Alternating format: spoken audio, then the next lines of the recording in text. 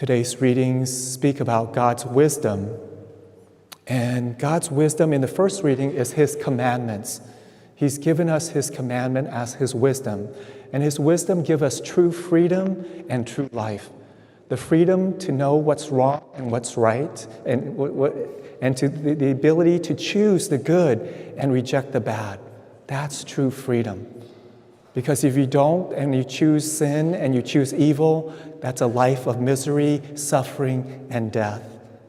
So God's commandments are a gift. That's His wisdom to us, to give us freedom, to give us peace, to give us true life. Not only this life, but in the life to come. And then also in the gospel reading, Jesus said that He is the new temple, that He is the temple. What does that mean? The temple is the place where God dwells, where God lives, where people come to worship God. So when He said that He is the new temple, that means that God dwells in Him. This is where God lives and works, and that He is God. This is a new place of worship, not in the old temple, but in Him. And He speaks about being destroyed and 3 days building it up. He's talking about His suffering, death, and resurrection. And with that, He gives us life. He gives us eternal life and true freedom. And then also St. Paul in the second reading tells us that God's wisdom is contrary to the world, completely a stumbling block to the world, to the Jews and to the Greeks. They all don't understand. Yet He preaches Christ crucified, because that is the wisdom of God. The world doesn't want to suffer. The world doesn't want to sacrifice. The world, and therefore they cannot understand the crucifixion. But this is God's wisdom. By His suffering and death, we have eternal life. We have true freedom from the bondage of sin and death. So that is the wisdom of God.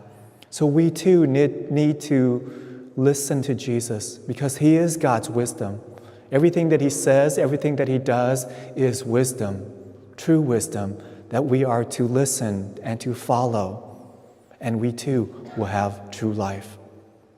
You know, I went to preach to the Norbertines today, to the priests, and they live completely contrary to what the world tells us would make us happy. They are celibate. They take the vow of poverty and obedience. They have nothing to call their own. Everything is in the community. They're not famous. They don't make a lot of money. They don't make any money. Anything they make goes to the community. They don't drive fancy cars. They don't have big homes. Yet they are so happy. Right? That's the wisdom of God. Meanwhile, the world tells you you have to make a lot of money, have a lot of possessions, have a beautiful spouse, engage in a lot of pleasures, and you will be happy. Yet that is not true. People suffer so much. People who think they have everything, yet they suffer from stress, from disappointment, from everything.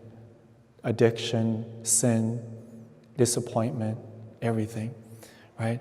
So the wisdom of God is contrary to the world. And so we too need to embrace the wisdom of God and to live it out in our lives. A life of sacrifice, a life of service, a life of simplicity and poverty. And because we want to point to heaven, we want to point to what is eternal, not to what is passing and temporary. So we follow the wisdom of God, follow the teachings of Jesus, and we too will have true freedom, peace, and eternal life.